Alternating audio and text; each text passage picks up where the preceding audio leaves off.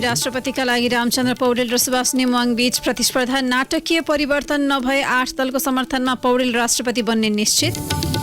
राष्ट्रपति निर्वाचनमा माओवादी केन्द्रबाट धोका पाए पनि तत्काल सरकार नछाड्ने एमालेको निर्णय। नयाँ गठबन्धनलाई दबावमा राख्ने रणनीति। सभामुख पाएकाले एमाले सरकारबाट बाहिर जान नसक्ने प्रधानमन्त्री दाहालको भनाई। निजी अस्पतालहरूद्वारा दाताबाट निशुल्क रगतमा मनोमानी ढङ्गले रकम असुली। युक्रेनमाथि रुसले गरेको हस्तक्षेप सम्बन्धमा विश्वका धनी राष्ट्र G20 द्वारा विरोध। चीन र रुसको असन्तुष्टि। र आइसिसी अन्डर 19 विश्वकपको एसियाली छनौटमा नेपालको लगातार दोस्रो जित। कुवेत 243 रनले पराजित। नमस्कार, कान्तिपुर डायरीका साथमा साथी सुरज र म दिवा। सुरुमा कान्तिपुर सविस्तार। कान्तिपुर सविस्तार।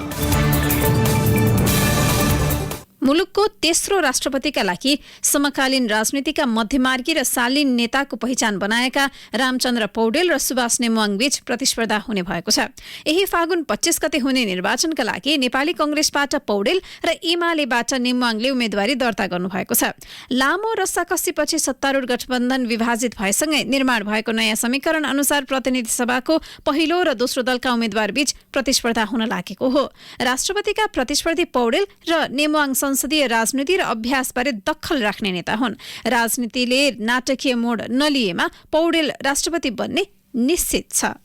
भावी राष्ट्रपति पदका लागि 8 दलको समर्थनमा कांग्रेसले वरिष्ठ नेता रामचन्द्र पौडेल र एमाले एक्लैले उपाध्यक्ष सुभाष चन्द्र नेमुवाङलाई उम्मेद्वार बनाउने निर्णय गरेका छन्। दुवैजनाले नयाँ बानेश्वर स्थित निर्वाचन अधिकृतको कार्यालय पुगेर उम्मेदवारी दर्ता गराएका छन्। भावी राष्ट्रपतिका उम्मेद्वार द्वय पौडेल र नेमुवाङ पूर्व सभामुख हुन्। पौडेल 2051 साल पुस 3 देखि 2055 चैत 9 गतेसम्म सभामुख थिए। एमालेका नेमुवाङले 2063 सालमा पुनर्स्थापित संसदको सभामुख हुँदै 2065 देखि 2070 सम्म संविधान सभा अध्यक्ष र सभामुखको भूमिका निर्वाह गरेका थिए। 2070 फागुन 6 देखि 2072 असोज 27 गतेसम्म दोस्रो कार्यकाल संविधान सभा अध्यक्ष र सभामुख भएर संसदको नेतृत्व गरेको अनुभव नेमुवाङसँग छ। कांग्रेस उम्मेद्वार पौडेललाई सरकारको नेतृत्वकर्ता दल माओवादी केन्द्र सहित एकीकृत समाजवादी, जनता समाजवादी, लोकतान्त्रिक समाजवादी पार्टी, जनमत पार्टी, नागरिक उन्मुक्ति पार्टी, राष्ट्रिय जनमोर्चा पार्टीले राष्ट्रपति निर्वाचनमा समर्थन गर्नेछन्। नेता पौडेलले एमालेको पनि सहयोग लिएर सर्वसम्मत रूपमा राष्ट्रपतिमा निर्वाचित हुनेमा आफू आशावादी रहेको बताएका छन्। शनिबार मनोनयन पत्र दर्ता गरेपछि सञ्चारकर्मीसँग 78 वर्षीय नेता पौडेलले राष्ट्रपतिमा आफ्नो उम्मेदवारी गणतन्त्र संस्थागत गर्नका लागि भएको भन्दै संविधानको रक्षा र परिवर्तनको उपलब्धि रक्षाका लागि काम गर्ने प्रतिबद्धता जनाए।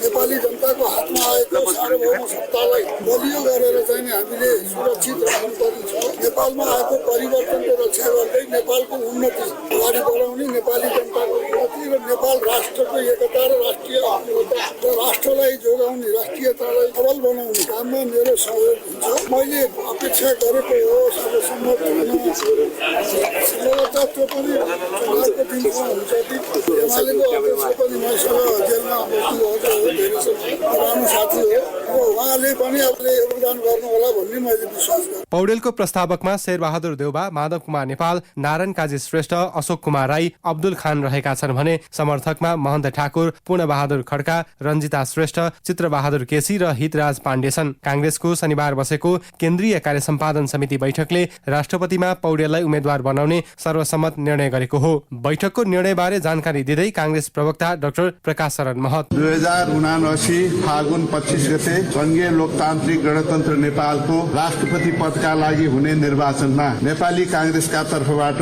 पूर्व सभामुख तथा नेपाली कांग्रेस पार्टीका वरिष्ठ नेता रामचन्द्र पौडेलज्यूलाई उम्मेद्वार प्रस्तुत गर्ने निर्णय बैठकले गरेको छ। एमालेबाट राष्ट्रपतिका उम्मेद्वार नेमुवाङको प्रस्तावकमा केपी शर्मा ओली, पृथ्वी सुब्बा गुरुङ, गोकर्ण राज विष्ट, रघुवीर महासेठ र छविलाल विश्वकर्मा छन् भने समर्थकमा योगेश भट्टराई, टोप बहादुर रायमाझी, जुली कुमारी महतो महासेठ, दिल कुमारी रावल थापा, र अमन कुमार मास्के छन्। एमालेबाट राष्ट्रपतिका उम्मेद्वार नेमुवाङले आफ्नो नाममा राष्ट्रिय सहमति हुने विश्वासका साथ आफू राष्ट्रपतिको उम्मेद्वार भएको बताएका छन्। उम्मेदवारी दर्तापछि 69 वर्षीय नेमुवाङले आफ्नो नाममा राष्ट्रिय सहमति जुट्ने भन्दै आफू सबै हिसाबले संविधानको परिपालना गर्न लाग्ने दावी गरे। त्यो राष्ट्रिय सहमति मेरै हकमा पनि हुन सक्छ। त्यो राष्ट्रिय सहमति कसरी गर्ने, प्रतिस्पर्धा भयो भने प्रतिस्पर्धाको परिणामलाई स्वीकार गर्ने। हामीले बनाएको सिस्टम त त्यही न हो। विश्वास छ र त उठिरहेको। अहिलेसम्म कोही आउनु भएको छैन। आउनु भएछ भने पनि आउनेलाई सम्मान छ। तपाईँ हामीले स्थापित गर्न खोजेको प्रणाली यही होइन।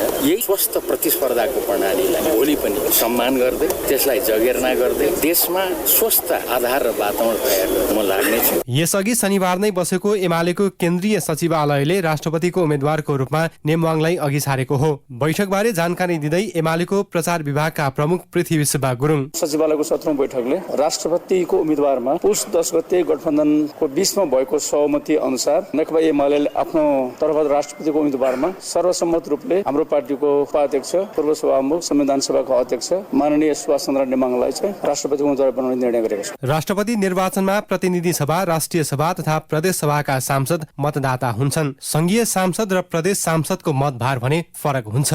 मतदाता रहेको कुल सांसदको मतभार 52,628 छ। त्यसको 50% मत कटाउने निर्वाचित हुन्छन्। त्यसैले निर्वाचित हुनका लागि न्यूनतम 26,315 मत आवश्यक पर्छ। शुक्रबार बनेको गठबन्धनको पक्षमा रहेका सांसदको मतभार 31,917 हुन्छ। त्यसैले यो गठबन्धन चुनावको दिनसम्म नभत्केमा कांग्रेसका उम्मेद्वार पौडेलको पक्षमा स्पष्ट बहुमत पुग्ने देखिएको छ। बाबुराम भट्टराई नेतृत्वको नेपाल समाजवादी पार्टीले पनि पौडेललाई मत दिने भएको छ। संसदभित्रका राष्ट्रिय स्वतन्त्र पार्टी राप्रपा र नेपाल मजदुर किसान पार्टीले भने राष्ट्रपति निर्वाचनमा कसलाई समर्थन गर्ने भनेर निर्णय गरिसकेका छैनन्। मुलुकको तेस्रो राष्ट्रपति बन्ने दौडमा रहेका उम्मेद्वार द्वय पौडेल र नेमुवाङ समकालीन राजनीतिका मध्यमार्गी नेताका रूपमा चिनिन्छन्। राजनीतिक निर्णय र कदमका कारण यदाकदा आलोचित भए पनि पौडेल र नेमुवाङले शालीन र आर्थिक रूपमा विवादित नभएको नेताको पहिचान बनाएका छन्। रेडियो कान्तिपुरका लागि सूरज राजथला। कान्तिपुर सविस्तार।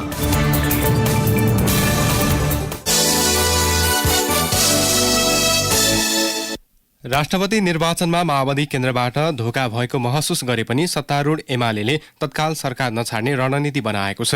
गत पुस 10 गतेको सहमति अनुसार अघि बढ्नुपर्ने भन्दै राष्ट्रपति निर्वाचन हुने फागुन 25 गतेसम्म सरकारबाट नहट्ने निर्णय गरेको एमाले गरेको हो।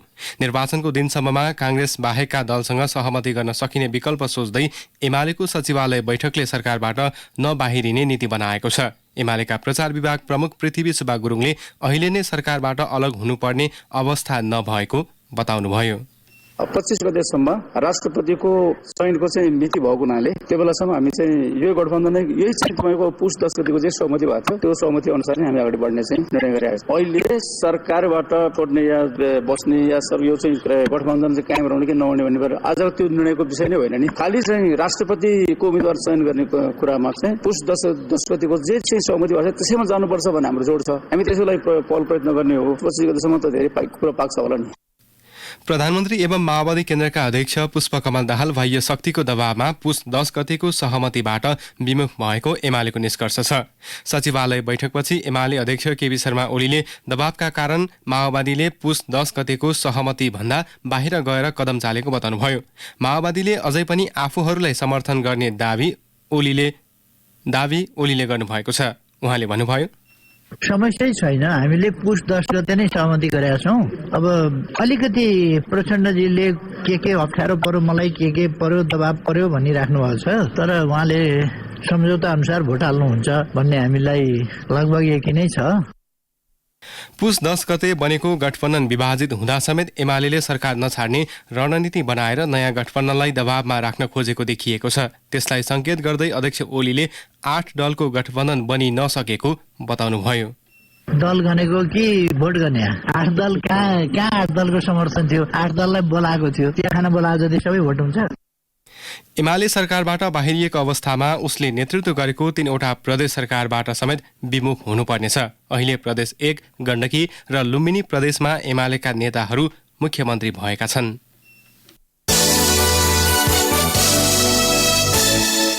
प्रधानमन्त्री एवं माओवादी केन्द्रका अध्यक्ष पुष्पकमल दाहालले कांग्रेसलाई राष्ट्रपति दिएर राष्ट्र सहमति गर्न आफूले गरेको आग्रह एमाले अस्वीकार गरेको बताउनु भएको छ। सबै पक्षलाई समेटेर लैजान आफूले गरेको आग्रह एमाले अध्यक्ष ओलीले अस्वीकार गरेको दाहालको भनाइ छ।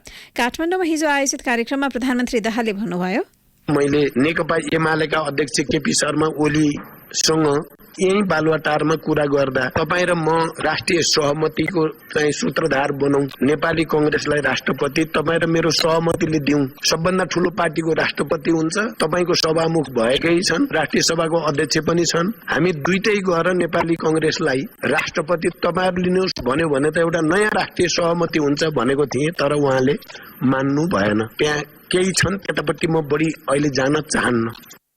अर्को प्रसंगमा दाहालले राप्रपाले सरकार छाडेसँगै नयाँ परिस्थिति बनेको र एमाले समेत प्रतिपक्षी बन्न सक्ने बताउनुभयो। सभामुख पाएकाले एमाले सरकार बाहिरबाट बाहिरिन नसक्ने उहाँको भनाइ थियो। यो जे भयो 8 दलको बीचमा यो राष्ट्रिय सहमति नै हो भन्ने मेरो बुझाइ छ। किनभने अहिले हामी त मिल्नु जरुरी थियो नै, सबैलाई पनि यो राजनीतिक प्रक्रियामा इन्गेज गर्न जरुरी पनि थियो। एमाले पनि अब कतै जान सक्ने स्थिति छैन। हो प्रतिपक्षमा जान सक्नुहुन्छ उहाँहरू, करिब जानुभयो। आज मात्रै म कहाँ राप्रपाका सबै मन्त्रीले राजीनामा दिनुभयो। सम्भवतः अब कानूनी हिसाबले हामी एउटा नयाँ प्रक्रियातिर त जानु नै पर्छ। सरकार नयाँ बन्छ, पुनर्गठन हुन्छ आदि इत्यादि। तर फेरि पनि एमालेको सभामुख त हुनुहुन्छ, उहाँहरू त्यहाँबाट फुत्किएर जान सक्ने स्थिति त हुँदैन। राष्ट्रपति निर्वाचनका लागि नयाँ समीकरण बनेपछि राष्ट्रिय प्रजातन्त्र पार्टी राप्रपा सरकारबाट बाहिरिएको छ। हिजो बिहान बसेको पार्टीको केन्द्रीय कार्य सम्पादन समिति बैठक र संसदीय दलको संयुक्त बैठकले सरकारबाट बाहिरिने निर्णय गरेको अध्यक्ष राजेन्द्र लिङ्गदेनले जानकारी दिनुभयो।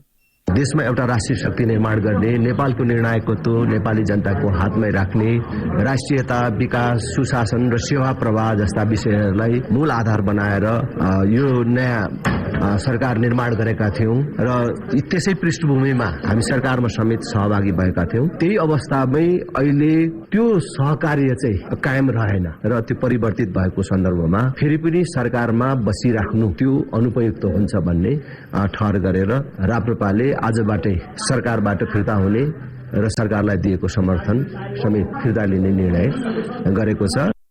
राष्ट्रिय प्रजातन्त्र पार्टी सरकारबाट बाहिरिएपछि पुष्पकमल दाहालले अबको 30 दिनभित्र विश्वासको मत लिनुपर्ने भएको छ। गत पुस 10 गते दाहाल नेतृत्वको 7 दलीय सरकारमा सहभागी राप्रपाले सरकारबाट समर्थन फिर्ता लिएपछि प्रधानमन्त्री दाहालले संविधानको प्रावधान अनुसार विश्वासको मत लिनुपर्ने भएको छ। प्रधानमन्त्रीले विश्वासको मत लिनुपर्ने अवस्थाबारे हामीले संविधानविद टीकाराम भट्टराईलाई सोधेका छौं।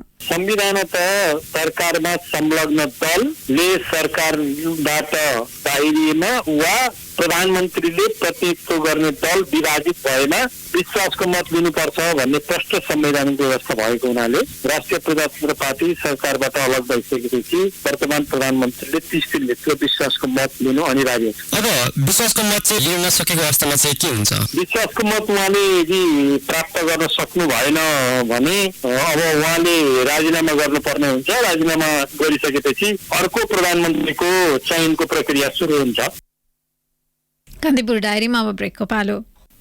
कान्तिपुर डायरीमा अब बाँकी प्रसङ्ग। नेपाल रेड क्रस सोसाइटी र ब्लड ब्याङ्क सञ्चालन अनुमति प्राप्त निजी अस्पतालले दाताबाट निशुल्क प्राप्त रगतमा मनोमानी शुल्क असुलिरहेका छन्। उनीहरूले एक पटक जाँच गरी छुट्याइसकेका रक्तत्वको समेत प्रत्येक युनिटको जाँच गर्दा सरहकै शुल्क लिने गरेका छन्। स्वास्थ्य मन्त्रालयले 2078 चैत 22मा प्राविधिक आधारमा रगतको जाँच गरेको शुल्क 810 देखि 1640 रुपैयाँ लिन पाउने व्यवस्था गरेको थियो।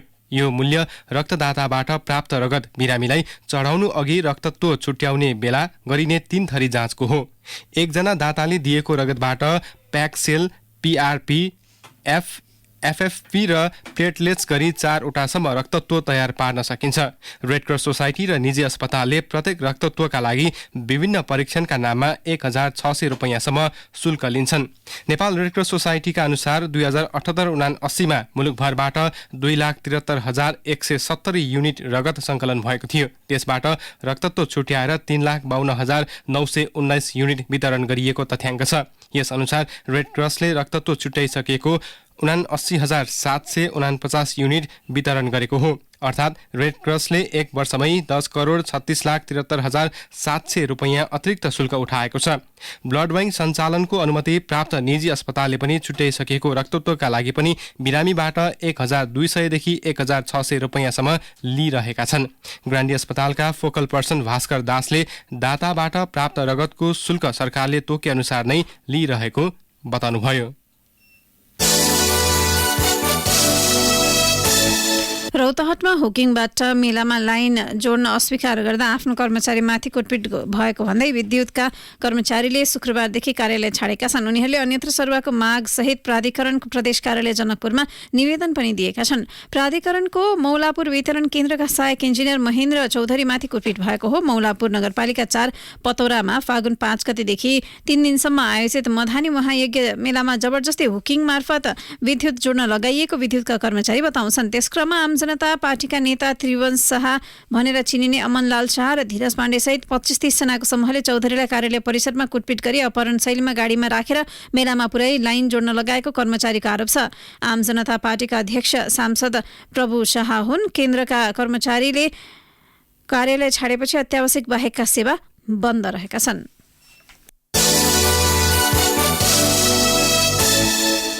कृषि तथा पशुपन्छी विकास मन्त्रालयले यस वर्ष रासायनिक मल खरिदमा 38.5 अर्ब रुपैयाँ खर्च गर्ने भएको छ।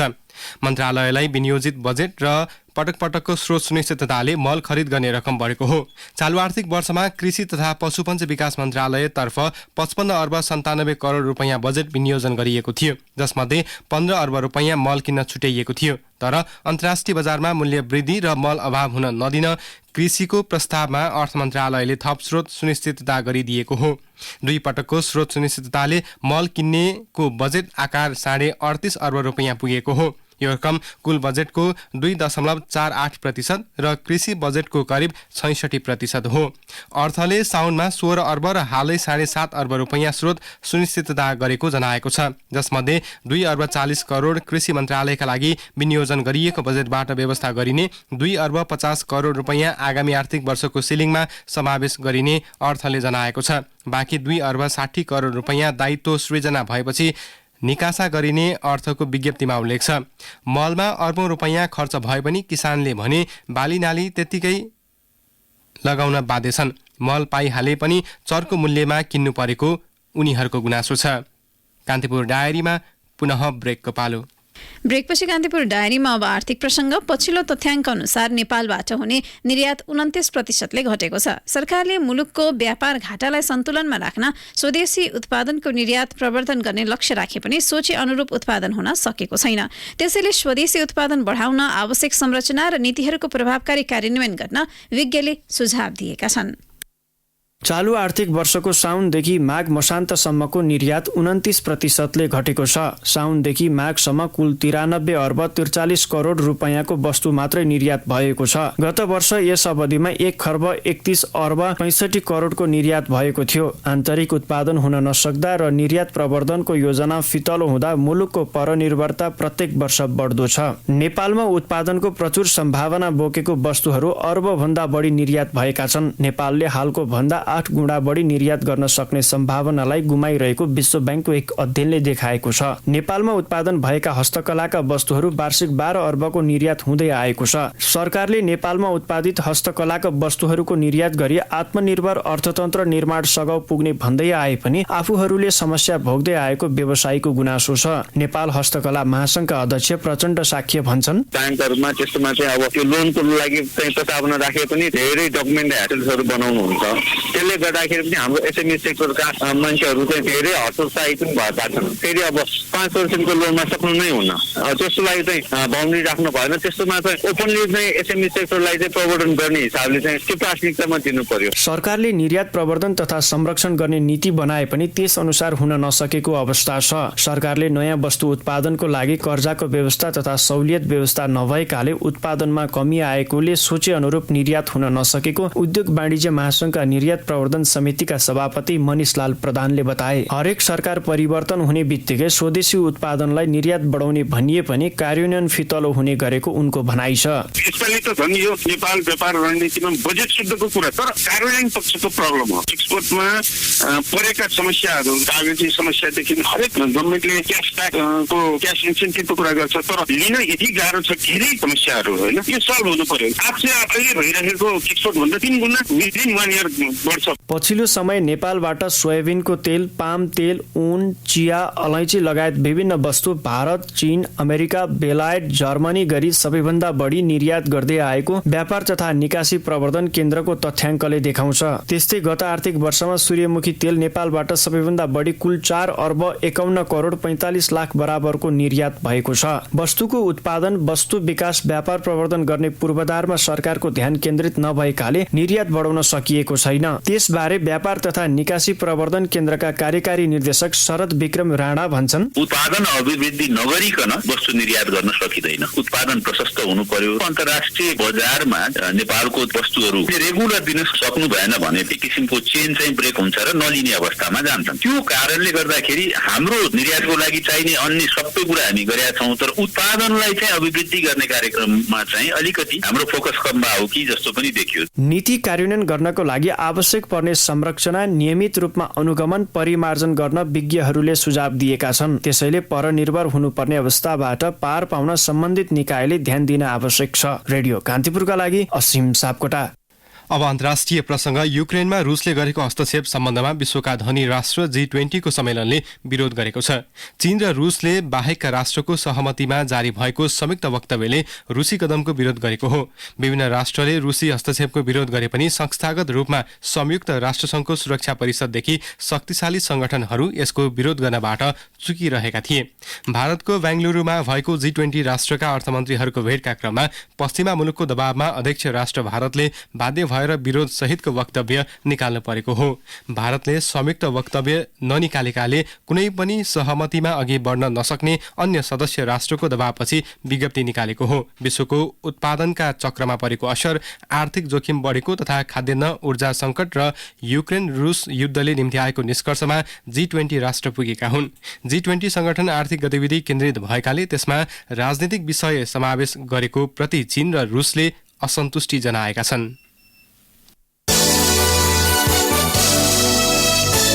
अब खेल प्रसङ्ग। नेपालले आइसिसी अन्डर 19 एसियाली छनौटमा कुवेतमाथि 243 रनको फराकिलो जित दर्ता गरेको छ। लगातार दोस्रो जितपछि नेपालले 2024मा श्रीलङ्कामा हुने अन्डर 19 विश्वकप खेल्ने सम्भावना बनाएको छ। 344 रनको विशाल लक्ष्य पछ्याएको कुवेतलाई 30.5 ओभरमा 100 रनमा अल आउट गर्दै नेपालले जित हात पारेको हो। नेपालका लागि आकाश चन्दले 9.5 ओभरमा 43 रन खर्चेर 6 विकेट लिएका थिए।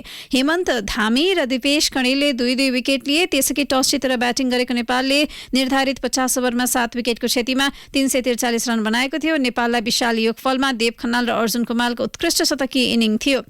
कप्तान देव खन्नालले 117 बलमा 9 चौका र 3 छक्का प्रहार गर्दै 125 रनको शानदार शतकीय पारी खेले। ओपनर अर्जुन कुमारले 112 बलमा 12 चौका सहित 108 रन बनाएका थिए। नेपालले त्यसअघि सिङ्गापुरलाई 96 रनले हराएको थियो। प्रतियोगितामा Nepal, Hong Kong, Malaysia, Singapore, UAE र कुवेत छन्। सिंगल राउन्ड रोबिनको आधारमा हुने प्रतियोगिता विजेताले 2024मा श्रीलङ्कामा हुने अन्डर 19 विश्वकप खेल्न पाउनेछ। नेपालले 15 फागुनमा हङकङसँग प्रतिस्पर्धा गर्नेछ। अब मौसम सम्बन्धी जानकारी। मुलुकका पहाडी क्षेत्रमा आज मौसम सामान्यतया आंशिक बदलीको सम्भावना रहेको मौसम पूर्वानुमान महाशाखाले जनाएको छ। प्रदेश 1 बागमती र गण्डकी प्रदेशका केही स्थानमा मेघगर्जन सहित हल्का वर्षाको सम्भावना रहेको महाशाखाले जनाएको छ। महाशाखाका अनुसार केही उच्च पहाडी र हिमाली जिल्लामा हिमपातको समेत सम्भावना छ। केही बेर अघि 9 डिग्री सेल्सियस मापन गरिएको काठमाडौँ उपत्यकाको अधिकतम तापक्रम आज 19 डिग्री सेल्सियससम्म पुग्नेछ। सूर्योदय बिहान 6:32 भयो भने सूर्यास्त साँझ 6:02 हुनेछ। अवस्था यसका साथै कान्तिपुर डायरीको बुलेटिन यही सकिन्छ। साथी सुरज र म दिवा बिदा माग्छौँ। नमस्कार।